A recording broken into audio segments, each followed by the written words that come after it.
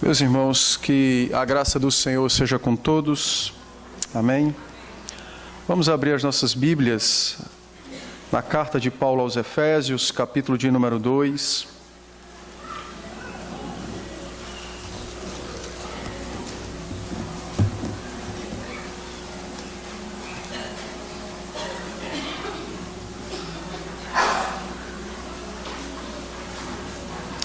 Efésios capítulo 2, nós vamos fazer a leitura dos versos de 18 a 22. Efésios capítulo de número 2, os versos de 18 a 22, diz assim a palavra do Senhor. Porque por ele ambos temos acesso ao Pai em um Espírito. Assim, já não sois estrangeiros e peregrinos, mas concidadãos dos santos e sois da família de Deus, edificados sobre o fundamento dos apóstolos e profetas, sendo ele mesmo, Cristo Jesus, a pedra angular, no qual todo edifício bem ajustado cresce para santuário dedicado ao Senhor, no qual também vós, juntamente, estáis sendo edificados para a habitação de Deus no Espírito. Vamos orar, meus irmãos.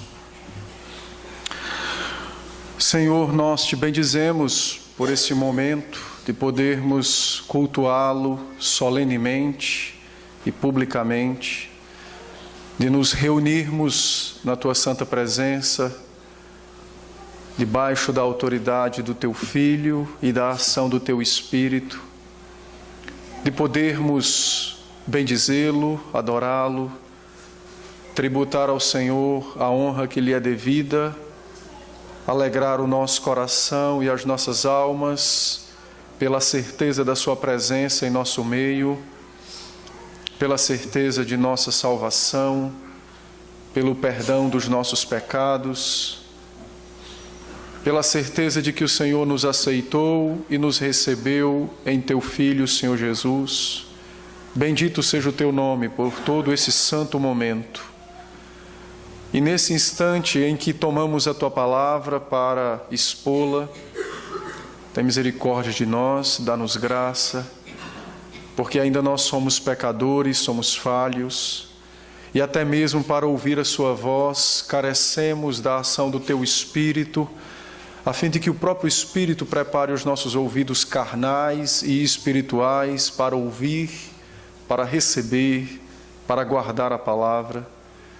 Não permita, Senhor, que os intentos de Satanás em nos distrair, que de fato venham ter êxito, mas pelo contrário, que o Teu Espírito cative de tal modo e de tal maneira toda a nossa atenção para com o Senhor, a fim de que para nós, como se não existisse nenhum outro lugar a não ser apenas este.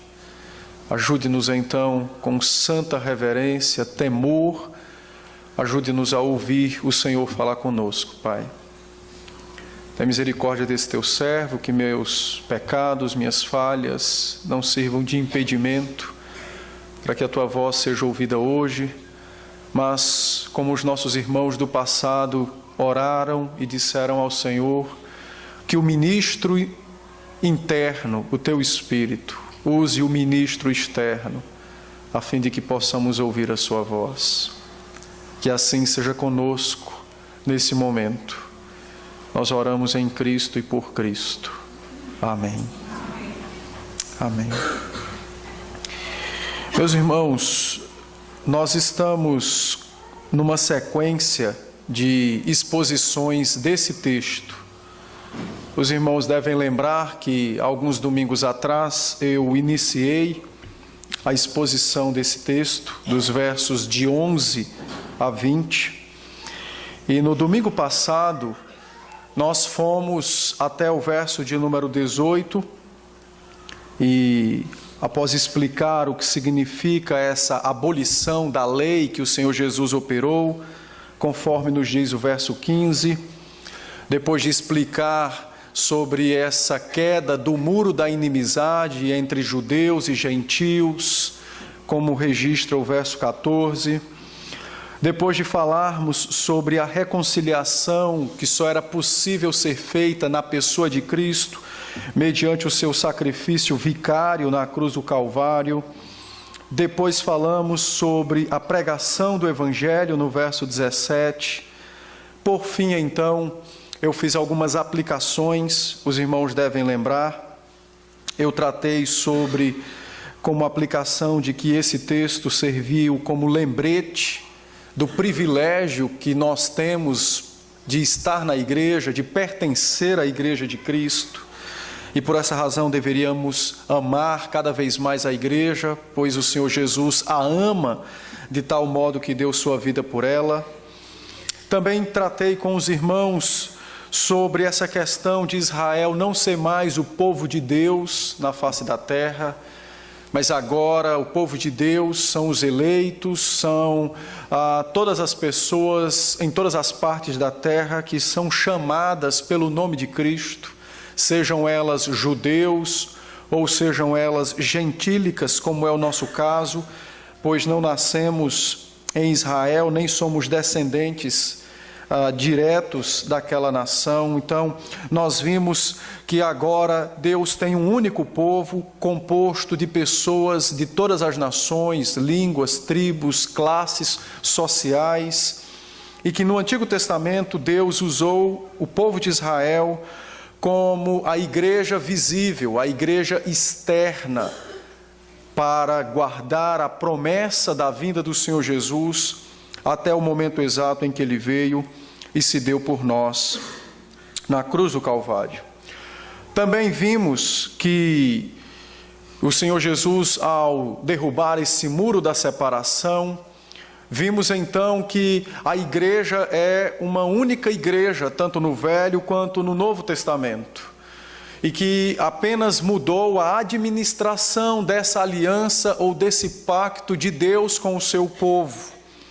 Então, eu, a título de explicação, abordei sobre essa transição do antigo ou do modo antigo de Deus administrar a aliança passada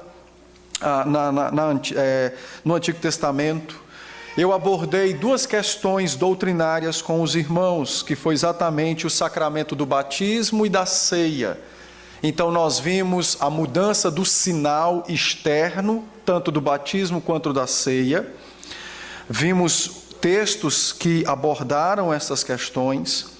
E eu quero, nessa noite, concluir com os irmãos sobre o culto e a vida, nessa transposição ou nessa continuidade da igreja do Velho Testamento para a igreja do Novo Testamento, para que possamos adentrar aos versos de 19 a 22, que é a conclusão sumária desse texto e as implicações que Paulo nos dá acerca dessa nossa união com o Senhor Jesus Cristo.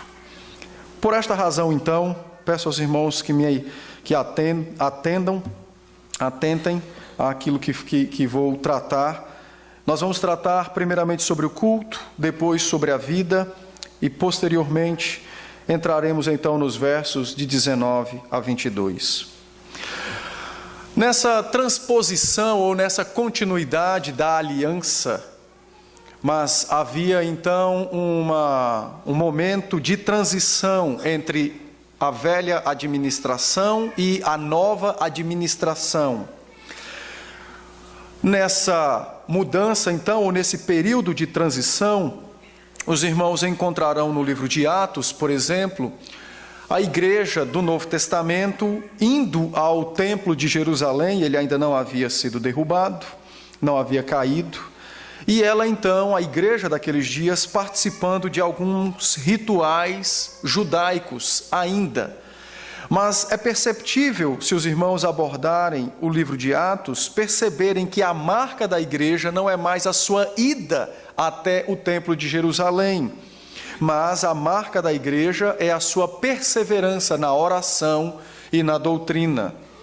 Atos capítulo 2 nos registra isso, a partir do verso 42, e em vários outros textos. Pois bem, uma das coisas que mudou no culto foi exatamente o dia da aliança, ou o dia em que se lembra a aliança, ou o dia em que se comemora a aliança, ou o dia em que é reservado para o culto. Esse dia foi mudado do 7º para o 1º, e a razão é simples. Conforme o Senhor Jesus ressuscitou, cumprindo toda a lei cerimonial judaica, ele então tornou-se sumo sacerdote e agora, sob sua autoridade como novo sumo sacerdote, a lei então foi modificada, foi completamente mudada nos seus elementos. Na carta aos Hebreus, no capítulo 7, no verso de número 12, o apóstolo Paulo nos diz: pois quando se muda o sacerdócio, necessariamente há também mudança de lei. O Senhor Jesus Cristo, então, como Senhor da igreja e sumo sacerdote, para estabelecer agora o culto da igreja universal, da igreja dele estabelecida em todas as partes do mundo, e então ele outorgou a mudança do 7º para o 1º dia, quando ele então decidiu permanecer detido sob os poderes da morte no 7º dia e libertar-se dela no 1º dia. É bem verdade que os adventistas, por ignorarem essa verdade e tentando encontrar fundamento para a sua heresia de que o sábado ainda é o dia de culto, eles entendem que o Senhor Jesus Cristo descansou no sábado, quando esteve na morte. Mas a Bíblia não disse que a morte de Cristo lhe seria descanso de suas obras. Pelo contrário, a morte lhe seria exatamente o trabalho que ele tinha a fazer, destruir a morte e destruir os pecados que eram exatamente o fundamento dessa morte.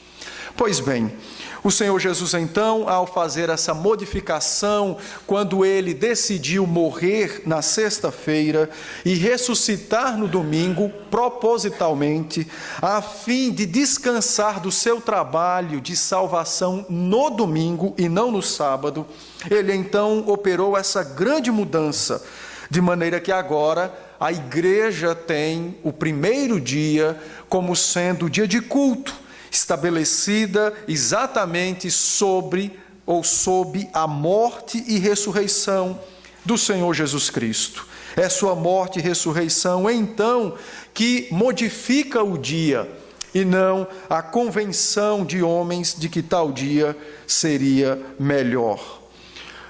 Falando, então, sobre a mudança do dia, algumas coisas também aconteceram. No culto da velha aliança, esse culto, ele era cheio de símbolos, ele tinha coisas como a roupa do sacerdote que não poderia ser modificada, ele deveria ter a presença da arca, ele deveria ter a presença de uma mesa, ele deveria ter a presença de pães sobre a mesa, a fim de caracterizarem a presente providência de Deus para com seu povo.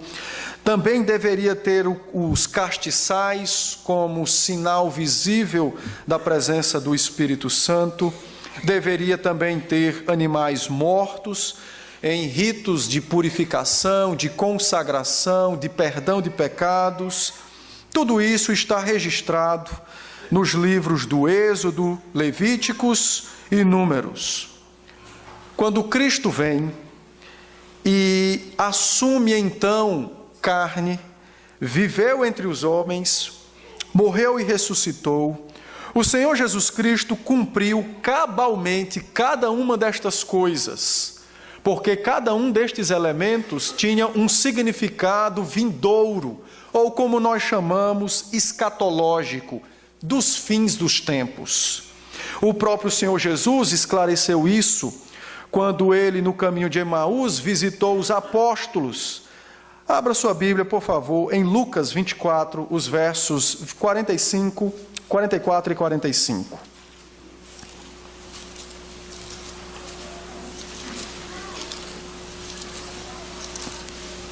Lucas 24, nos versos 44 e 45. Perdão, já não é mais no caminho de Emaús, mas já é em outro momento, quando o Senhor Jesus está prestes a subir aos céus. Então ele disse: a seguir Jesus lhes disse: são estas as palavras que eu vos falei, estando ainda convosco. Importava se cumprisse tudo o que de mim estava escrito na lei de Moisés, nos profetas e nos salmos. Então lhes abriu o entendimento para compreenderem as Escrituras. O Senhor Jesus, então, particularmente, ensinou aos discípulos essa transposição da velha aliança para a nova aliança. E como o próprio Senhor Jesus mesmo nos disse em Lucas, ele mostrou aos seus discípulos tudo o que estava escrito a seu respeito na lei de Moisés, nos profetas e nos salmos. É por esta razão, então, que no Novo Testamento, ou na igreja da nova aliança, ou sob a nova administração da aliança, o culto não tem mais esses ritos, esses sacrifícios, esses símbolos, pois todos eles apontavam para o Senhor Jesus Cristo. O culto do Novo Testamento, então, agora, ele é simples, porque toda a extravagância daqueles elementos rituais, simbólicos do Antigo Testamento, foi removido pela extravagante presença de Cristo e do seu Espírito no culto e no meio do seu povo. No Antigo Testamento, é bem verdade que o Espírito estava presente naquele culto, mas por não haver ainda o Senhor Jesus revelado em carne ao seu povo, havia a necessidade daquele culto ser extravagante, a fim de cativar a fé de cada um dos nossos irmãos do passado e a fim de ensiná-los, ainda que por meio de sombras, as realidades espirituais que um dia seriam de toda a igreja, inclusive nossa. É por esta razão, então, que no culto do Novo Testamento, a verdadeira extravagância deste culto se dá pela presença do Deus onipotente na pessoa de seu Filho no meio da igreja, não mais agora através de sombras, de rituais, de um castiçal, não mais através agora de símbolos, mas Ele mesmo, pessoalmente, no meio do seu povo.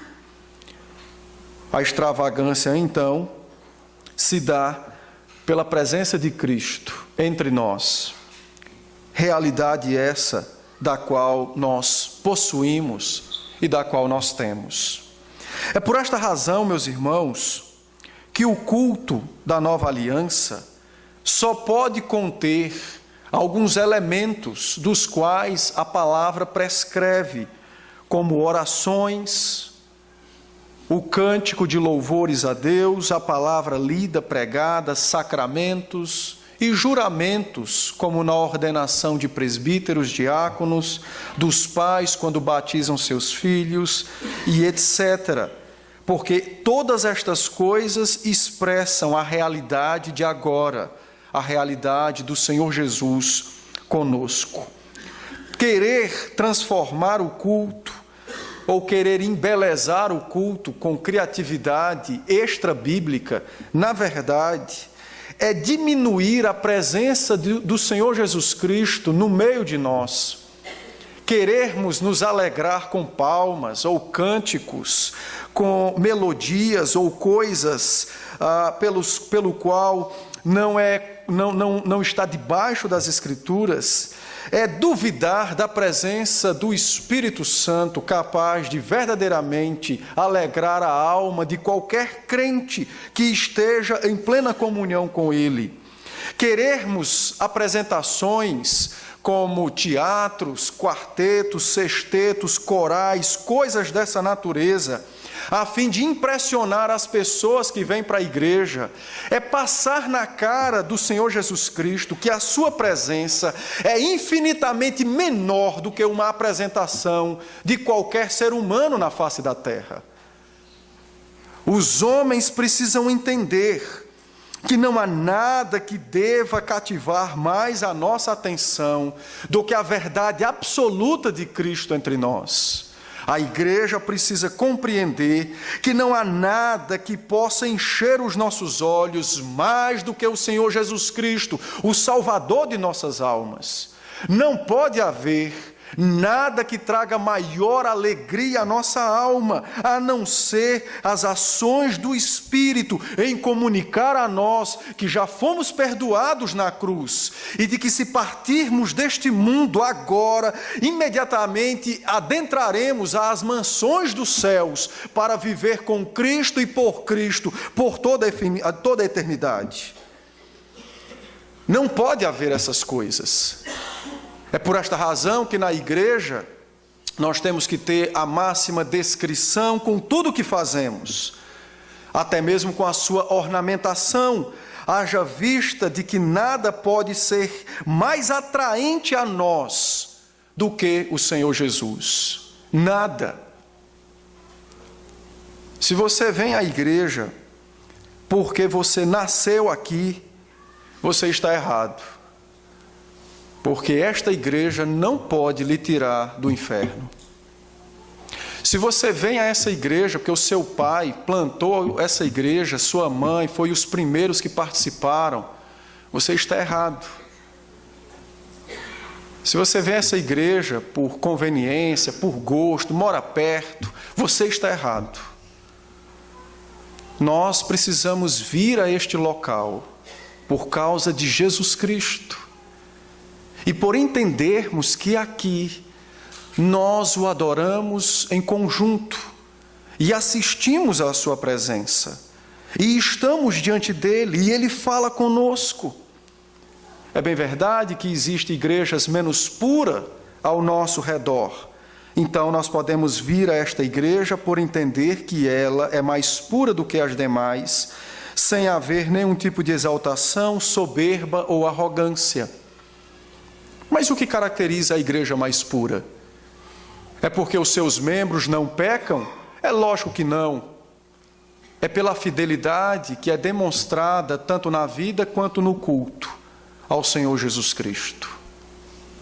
Infelizmente, meus irmãos, as pessoas têm, ao longo dos tempos, negligenciado a presença de Cristo na igreja. Parece que é monótono, dominicalmente, ler, orar, cantar, ler, orar, cantar, ler, orar, cantar, ouvir, orar, cantar e ir embora. Parece que isso é algo monótono, enfadonho, pesado. Mas o que você faria se passasse a vida inteira vendo oração, leitura da lei, animais mortos, sangue salpicado, velas acesas, pão que ninguém podia comer, local que você não podia adentrar? Todos os dias lhe era dito que você não podia passar de certo local por conta da sua pecaminosidade e por conta da santidade de Deus, sábado após sábado, ano após ano, até a vinda de Jesus Cristo. Nós não podemos achar que o culto do Novo Testamento é monótono, porque ele é simples. Pelo contrário,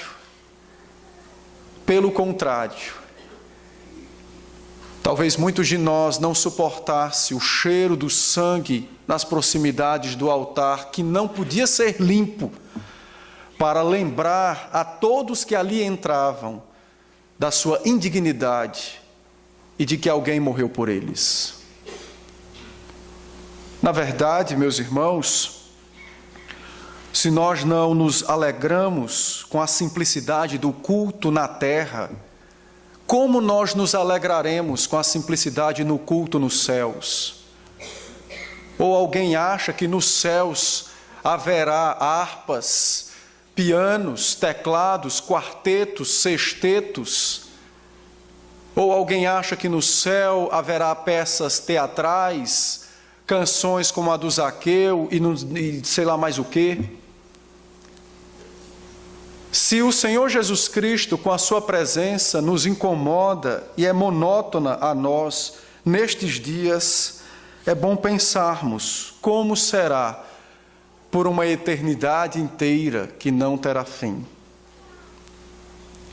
É por esta razão, conhecendo nossas fraquezas e nossas imperfeições, que Deus, na sua infinita sabedoria, fez com que nós tivéssemos um padrão repetitivo, a fim não de nos treinar na paciência, mas a fim de nos despir das coisas deste mundo que alegram o nosso coração, para que nós, ao nos despirmos das coisas desta terra, nos revistamos das coisas que são dos céus, das coisas que estão nos céus e que são dos céus. Os nossos pais, na fé, os antigos, diziam que Deus, tanto por meio das repetições do culto, como por meio das aflições, estava a nos ensinar que o seu desejo é que nós estivéssemos tão soltos deste mundo quanto um dente de leite na boca de uma criança quando está às vésperas de cair. O desejo divino é que nós reconheçamos, assim como Israel deveria ter reconhecido quando saiu do Egito, que estavam adaptados a uma vida mundana e pagã, e por esta razão deveriam ser readaptados ou adaptados pela primeira vez no convívio direto com o seu Deus. Deus tem feito isso conosco, meus irmãos, domingo após domingo, pela insistência em permanecer algumas coisas estabelecidas para que nós o adoremos. Ele tem tratado do nosso coração para que nós um dia nos encontremos como um dente de leite na boca de uma criança, véspera a cair. Assim sejamos nós encontrados por Deus no que diz respeito ao nosso apego com as coisas deste mundo, com as coisas desta terra. O culto do Novo Testamento, então, é simples. Tudo deve ser simples. Tudo tem que apontar para Cristo. Tudo tem que apontar para Cristo. Os cânticos precisam exaltar a Cristo, os seus feitos gloriosos, os cravos na sua mão. As orações precisam revelar a intimidade destes homens que vivem com Deus e que expressam essa vivência com Deus em alguns momentos em que audivelmente falam com o seu Deus. Infelizmente, talvez não seja essa a realidade de muitas igrejas. Infelizmente, talvez não seja essa a realidade da nossa igreja. Mas não é porque é a realidade que nós vamos nos curvar a ela. Nós vamos nos curvar ao dono da igreja, ao Senhor de nossas almas, que foi poderoso para transformar os nossos corações, um dia idólatras, corruptos, agourentos, feiticeiros, num coração agora que, mesmo com falhas, ele almeja e deseja o reino dos céus. Nós vamos nos curvar ao Senhor Jesus. Nós vamos nos curvar à sua vontade, e tão somente à sua vontade. Estes dias eu recebi uma informação de pastores da nossa igreja criticando aqueles que buscam maior zelo no culto. E a alegação nada mais é do que a cultura e o desejo de agradar as pessoas. É por esta razão que muitas vezes um elemento como a oração, que muitos lutam para fazê-la no culto, o que é uma honra, mas que não tem a mesma luta para fazê-la em casa, quando não há ninguém da igreja por perto, tem se transformado num ponto de debate,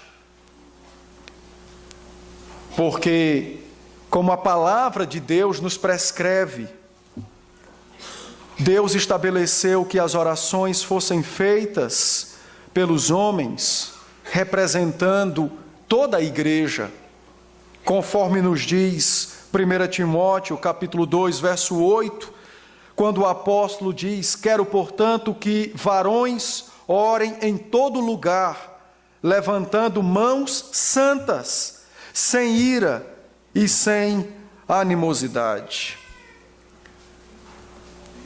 Pois a palavra apostólica tem sido rebaixada apenas para agradar alguns grupos dentro da igreja ou pessoas, quando na verdade nós deveríamos entender plenamente que não pode haver outro desejo de agrado em nós, a não ser o Senhor Jesus Cristo. Talvez as pessoas não entendam, por exemplo, por que as mulheres não podem orar no culto. Eu vou rapidamente abordar sobre isso. Não são todos os homens que também podem orar no culto. O apóstolo Paulo foi bem categórico e disse que varões com mãos santas, sem ira e sem animosidade, façam orações. A oração no culto, ela é um elemento que é feito de modo representativo. É o único elemento no culto que é representativo, é a oração. A oração, ela é representativa.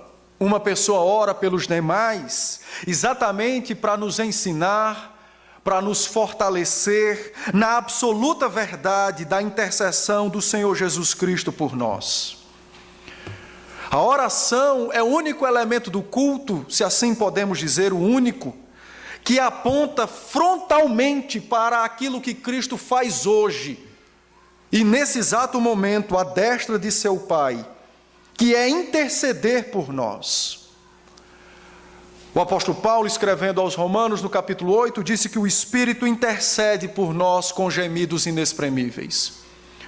Os nossos pais na fé, os antigos, criam e ensinavam de que a oração é um elemento tão primordial para a vida cristã, que ele é feito da seguinte maneira: o Senhor Jesus Cristo ora nos céus pela igreja, e na terra o Espírito ora com os crentes, para que os crentes saibam orar a Deus que está nos céus.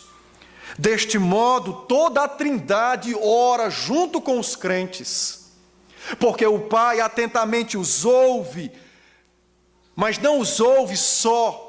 O Espírito Santo, agora que conhece a vontade do Pai, fala ou ora na terra, no coração dos homens.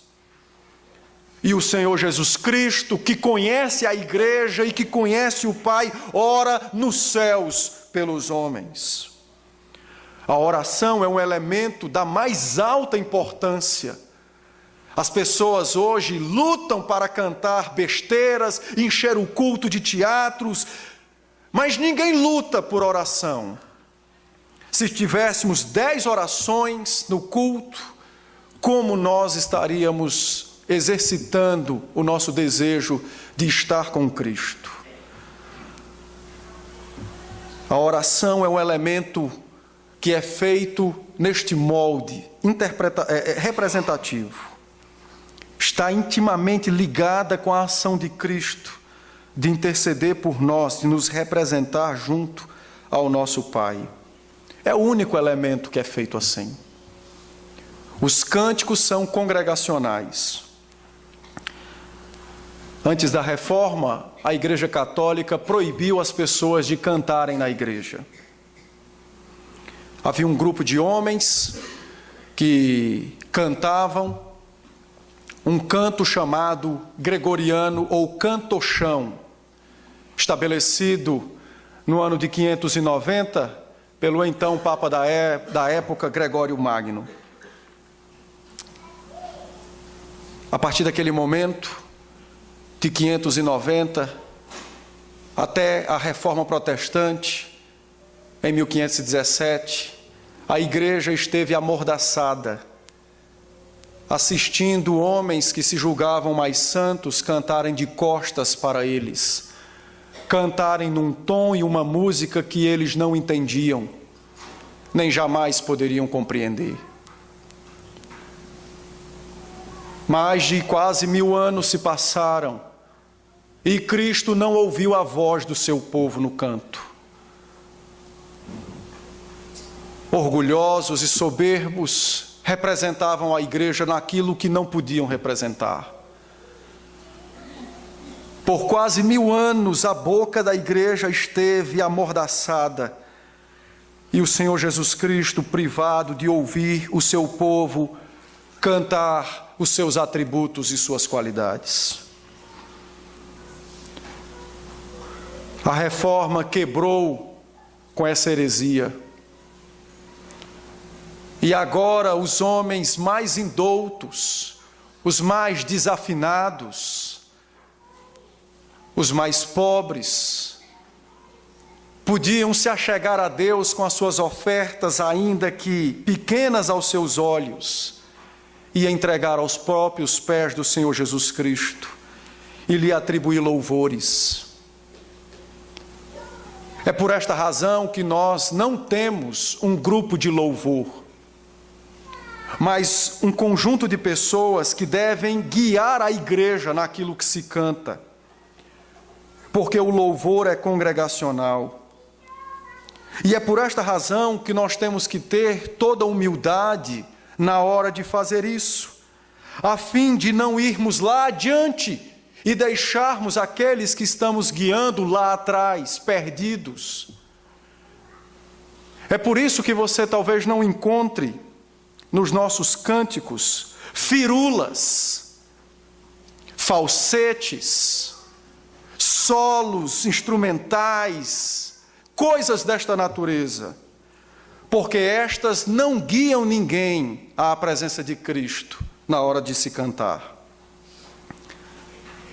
Temos cuidado com a letra, com a forma, até com a altura dos nossos instrumentos e microfones, a fim de que, em hipótese alguma, Cristo encontre em nós, no grupo de música, pessoas que obstruem Ele, Jesus Cristo, de ouvir a voz das suas ovelhas amadas. Mas outra verdade também precisa ser dita. A igreja tem pecado violentamente contra Cristo, entregando aquilo para o qual Cristo tanto sofreu e lutou, entregado de mão beijada a outros, que é exatamente o privilégio de cantar a Cristo. Quantas pessoas, na hora do louvor, cruzam seus braços e abrem suas bocas produzindo um som que nem ele mesmo escuta. Isto é uma ofensa. Isto é uma ofensa àquele que deu a sua vida na cruz para lhe ouvir. Isto é um comportamento completamente irreverente.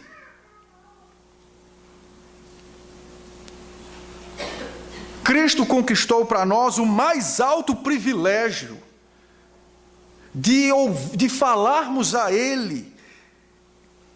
Ele conquistou o mais alto privilégio. Deus ouve o seu povo cantar.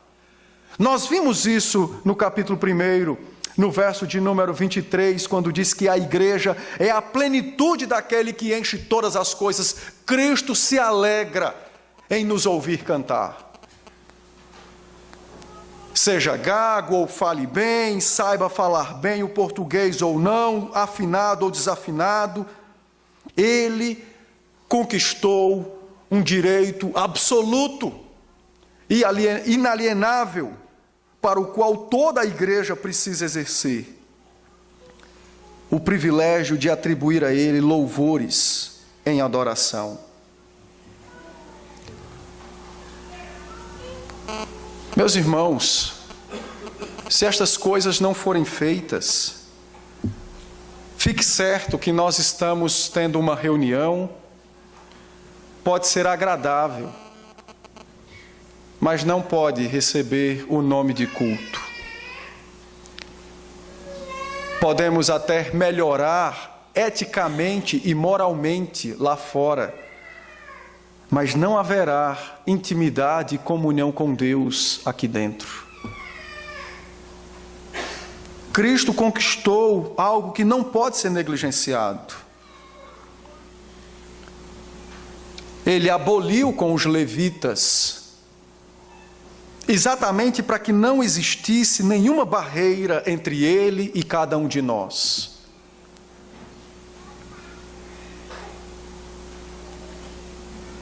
Eu acho interessante que os pais, no Dia das Mães, eu percebi, ficam muito felizes quando veem os seus filhos se apresentar. E nós, quando vamos nos apresentar ao nosso pai, não temos a mesma disposição e alegria. Porque as crianças erram, gaguejam, ignoram, perdem frases da música e ainda cantam. E nós que conhecemos plenamente aquilo que cantamos, não dispomos nosso coração para fazer isso para o nosso Pai com a mesma disposição. Não dispomos nosso coração para exaltar a Cristo com a mesma disposição. Não façamos assim, meus irmãos. O desejo do Senhor Jesus é de nos ouvir. É de nos ouvir. Não importa a maneira como você cante, se é agradável por ser afinado ou não. O que importa é que você precisa cantar. Ele morreu na cruz para isso, para nos ouvir louvá-lo, tanto nesta terra quanto nos céus. O culto, então, ele é simples. Os seus elementos são corporativos, como a leitura da palavra, os cânticos, o ofertório que é feito dentro do momento de cântico, como sendo um cântico, os sacramentos, a pregação também é corporativa. Apesar de um falar, mas Deus alimenta todas as almas. Apenas a oração é o único elemento dentro do culto que ele é operado mediante um representante, mas a sua aplicação também é corporativa, porque nós oramos sempre pela igreja, pelo povo de Deus reunido. Precisamos lutar pela simplicidade e beleza do culto. Quanto mais simples ele for, mais veremos a Cristo. Quanto mais coisas nós trouxermos para dentro do culto, menos veremos a Cristo. Por isso, quando você sair de casa, domingo que vem, não diga eu vou à igreja apenas, mas eu vou me encontrar com o meu Cristo. Eu irei adorar o meu Cristo. Vou me encontrar com meu Salvador, meu Rei, meu Senhor, aquele por quem nutro grandes amores, aquele por quem desejo viver eternamente ao seu lado. Tem que ser essa a nossa concepção do culto. Tem que ser essa a nossa prática de culto. Se não fizermos isso, nós seremos de fato como os católicos. Não pela repetição. A repetição não caracteriza a missa. O que caracteriza a missa é a ausência de Cristo nela. Por isso os elementos, as velas, aquela luz vermelha apontando a presença do Espírito, as imagens. A missa é uma volta para o culto cerimonial do Antigo Testamento, imperfeito. Se eles pelo menos fizessem como era lá, daríamos o crédito de pelo menos de serem tradicionais na sua prática. O que caracteriza o culto como uma missa não é a repetição dos elementos, é a frieza dos adoradores, é a ausência de Cristo. Nós poderíamos ter shows, boates dentro do culto, poderíamos ter coisas das mais altas criatividades, continuaria sendo uma missa, porque todas estas coisas iriam nos impedir de ver Cristo, o nosso Senhor. Eu fico imaginando, ao tratar desse assunto, como seria nossa reação na crucificação, de ver o Senhor Jesus pendurado na cruz, ensanguentado, ao lado de 2 ladrões, sem nada que pudesse descrever a sua glória. Será que nós iríamos dizer: eu quero como meu Salvador? Tamanha foi a sua simplicidade quando se deu por nós, suas roupas despidas, apenas o seu corpo entregue ao bel prazer daqueles homens cruéis. Será que nós diríamos: este é o meu Redentor?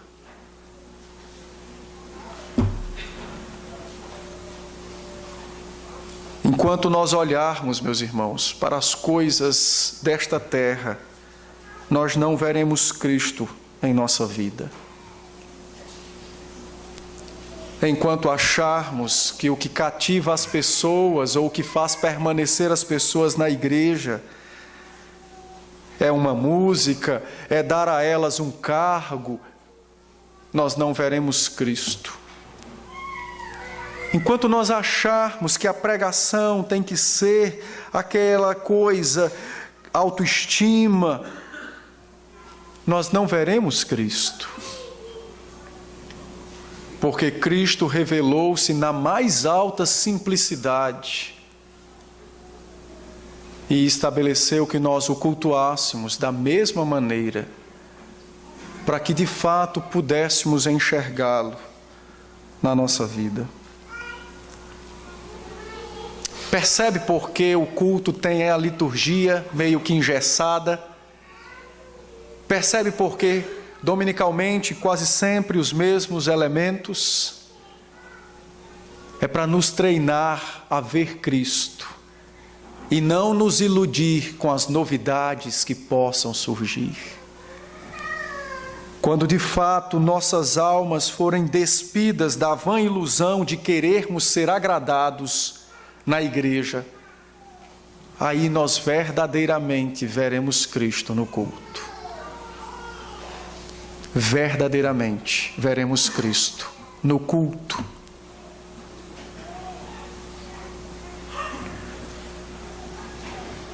John Bunyan, que escreveu O Peregrino, foi preso, passou alguns anos na cadeia, 5 filhos e um cego. O juiz lhe convoca depois de muitos anos e disse a Bunyan: prometa-me que não pregará mais e eu lhe solto. Eu sei que sua família precisa de você. Você tem uma filha cega. E Bunyan disse ao juiz: é verdade, minha família precisa de mim. Eu tenho uma filha cega. Mas se você me soltar, eu vou correndo para o púlpito e vou pregar a Cristo. Quando nós, de fato, nos despirmos das coisas desta terra, nós teremos ousadia como esta, de dizer a quem quer que nos deseje impedir de estar na igreja: não, eu vou para Cristo. Se você quiser me deter, me detenha, mas me importa estar com Cristo. O culto é simples, E os crentes são chamados a ver na simplicidade do culto a extravagante presença de Cristo entre nós. E eu preciso lhe fazer uma pergunta. Você tem visto Cristo no culto que você presta?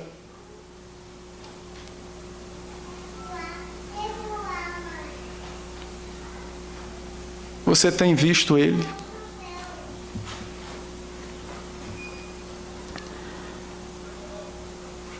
Meus irmãos, nós precisamos ver o nosso Cristo. Porque, do contrário, dominicalmente, nossas almas permanecerão vazias da sua presença. Você já teve a sensação de que certas coisas não mudam na sua vida, é aquele ciclo constante? É porque Cristo não está sendo adorado por você. A voz, as bênçãos, o pastoreio do Senhor Jesus Cristo não está chegando a você. O que é que acontece quando uma ovelha passa fome? Ela emagrece, adoece e morre.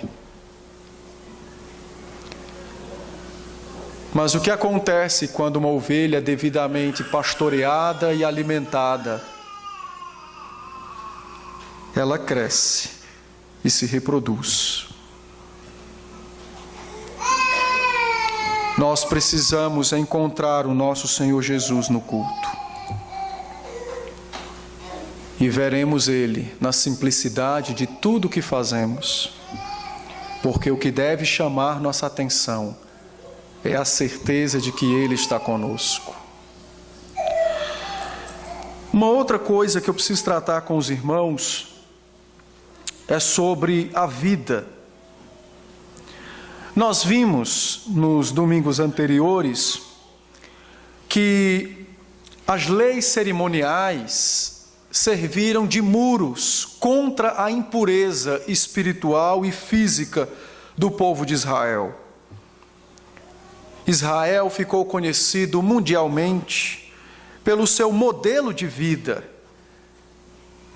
Eles se abstinham de certos tipos de alimento, havia coisas nas suas vestimentas que marcavam quem eles eram, o seu culto,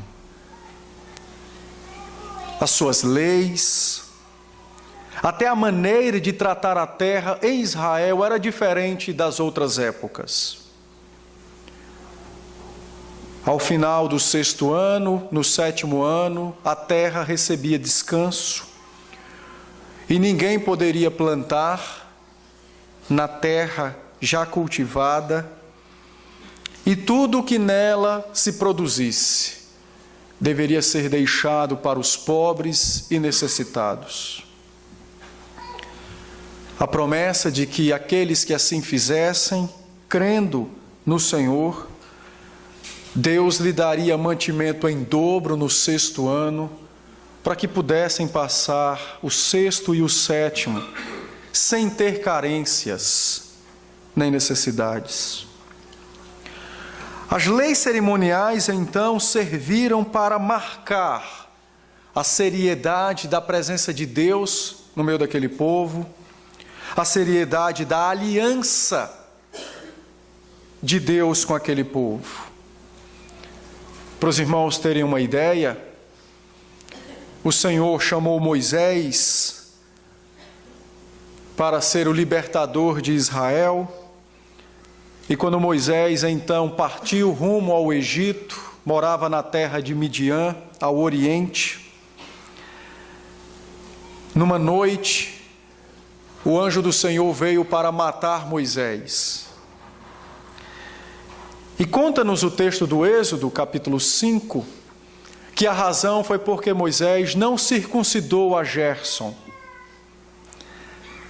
Mas que contraste! O libertador agora estava sendo punido, ou na expectativa da sua punição de morte, porque havia transgredido uma lei que Deus havia estabelecido.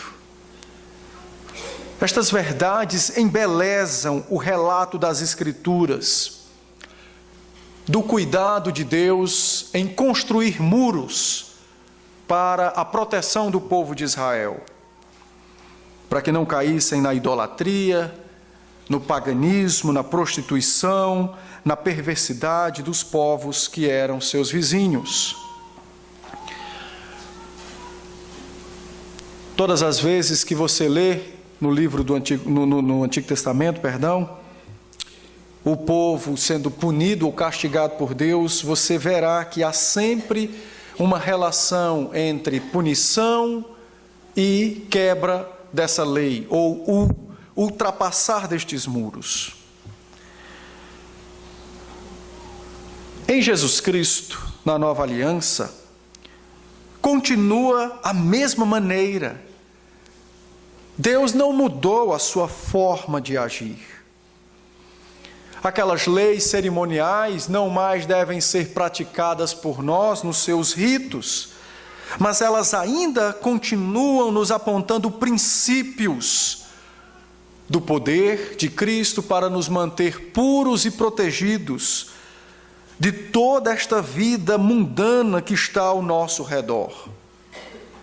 A vontade de Deus é que o modelo da nossa vida não seja determinado pelos séculos, pelos costumes ou pelas modas, mas assim como no Antigo Testamento, a palavra deve dirigir a nossa vida. A palavra deve guiar a nossa vida. O modelo de vida continua o mesmo. Existem muros que Deus estabeleceu contra as impurezas deste mundo. Infelizmente, vez por outra, nós somos achados subindo o muro, em cima do muro, do outro lado do muro. Sofremos as consequências destes pecados, pagamos um alto preço por ignorar este modelo divino da parte de Deus, derramamos lágrimas, mas é-nos comunicado graça e misericórdia para com aqueles que se arrependem.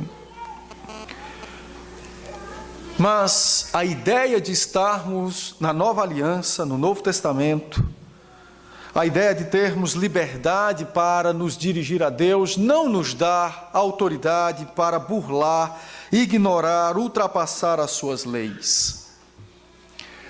Os irmãos já perceberam como nós quebramos facilmente o quarto mandamento de guardar o dia do Senhor? Já perceberam como nós facilmente quebramos o nono mandamento, falso testemunho, com as fofocas, que infelizmente é muito comum no seio da igreja?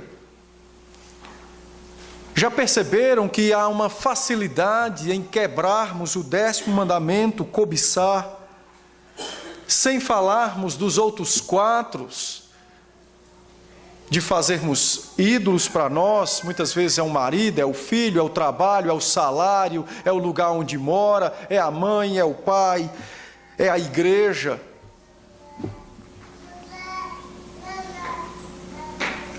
Já perceberam que esses muros que Deus estabeleceu para a nossa proteção, para a nossa felicidade, para resguardar a nossa vida das garras de Satanás, nós temos muita facilidade de ultrapassá-los? Mas também já perceberam como é fácil sofrer as consequências por ultrapassarmos estes mandamentos, estas leis? Já perceberam?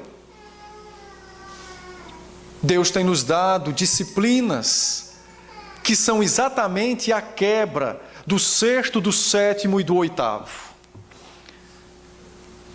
Pais são decepcionados ao verem filhos matando, são humilhados ao verem filhos ou eles mesmos adulterando. Famílias inteiras têm as suas honras lançadas na lama, quando membros são achados roubando. E a razão de tudo isso nada mais é do que a negligência nossa e o desejo de ultrapassar, de sair dos muros que Deus estabeleceu para a nossa conduta e para a nossa vida. Nós precisamos atentar para isso, meus irmãos. A nossa felicidade depende da nossa obediência a Cristo. Eu não sei se alguém já se perguntou, mas se não, deveria se perguntar: por que Deus nos deu leis?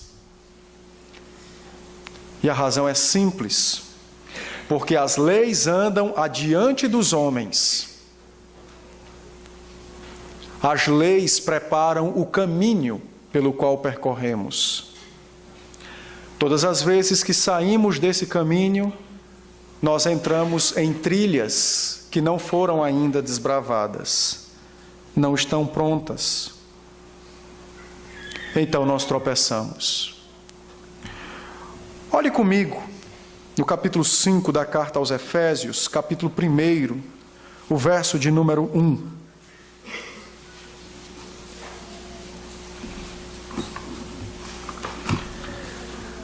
O apóstolo Paulo, depois de trazer algumas exortações acerca da nossa vida, de como deve ser a nossa vida, ele diz assim: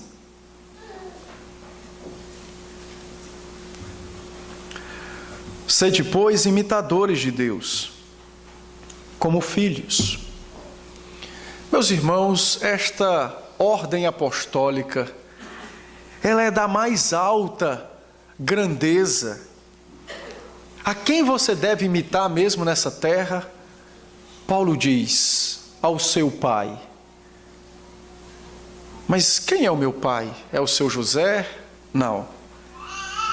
O seu pai é aquele que fez céus e terra.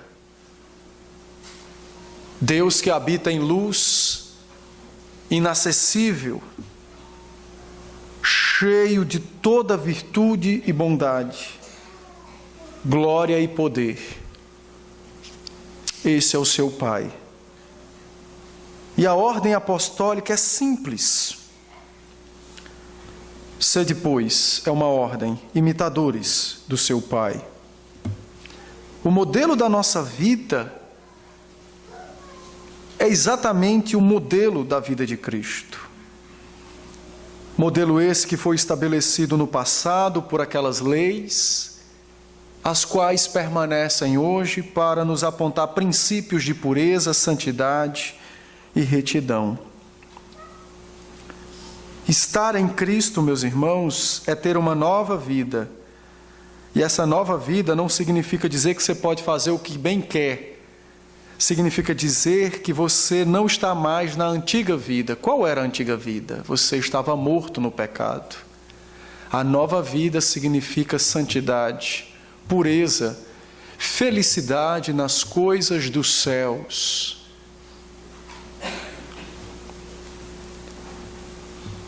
Essa história de que estamos na graça e não mais na lei, que há um texto bíblico dessa forma, mas as pessoas usam fora de seu contexto para justificar todo tipo de procedência. Isso é uma blasfêmia contra Cristo. Contra Cristo. O modelo da nossa vida é o modelo do Senhor Jesus. E esse modelo foi dado no passado aos nossos irmãos, quando eles, os que creram, como nós, os que cremos, buscaram ter suas vidas pautadas pela vontade de Cristo e não pelos ditos, modas e costumes dos dias.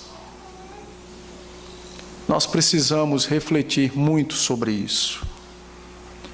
Infelizmente, a igreja está descaracterizada na terra no que diz respeito à sua prática de vida. É mais fácil, em muitos lugares, identificar um mórmon, um testemunho de Jeová, um espírita, do que um crente em Jesus Cristo. E isso é muito triste. É uma vergonha da qual Cristo não merece passar. Por isso, meus irmãos, eu vos advirto a que lutem com grande fé e confiança no poder de Cristo, para que suas vidas estejam debaixo daquilo que a palavra prescreve, que suas vidas sejam de fato reconhecidas como vidas que imitam a Deus, o seu Pai, e não vidas que seguem as modas dos tempos de agora. Que Deus nos dê graça e misericórdia, para que, como sua igreja, noiva de Cristo, possamos de fato e de verdade honrá-lo, não somente aqui, no culto, mas por onde quer que formos. Vamos orar. Senhor, nós te bendizemos por este santo momento, pela sua palavra, pela instrução que o Senhor nos dá. Te bendizemos pelo seu cuidado, misericórdia, pelo seu amor. Te bendizemos, Senhor, pelo sacrifício de Cristo na cruz em nosso favor, pelo seu sangue vertido para pagar o preço dos nossos pecados e conquistar para nós privilégios tão grandes, tão preciosos como estes que ouvimos, de podermos falar com o Senhor e saber que o Senhor nos ouve, de podermos cantar ao Senhor e saber que o Senhor se alegra com o nosso canto, de podermos ler a sua palavra, ouvir a sua voz e saber que o Senhor fala conosco. Bendito seja o Senhor. Bendito seja o Senhor. Muito obrigado, Pai, por tão grande amor revelado a nós, por tão grande salvação, por nos dar privilégios como esses. Privilégios que certamente perpassarão os tempos e na glória nós continuaremos a louvá-lo, a ouvir a sua santa voz na pessoa de Cristo.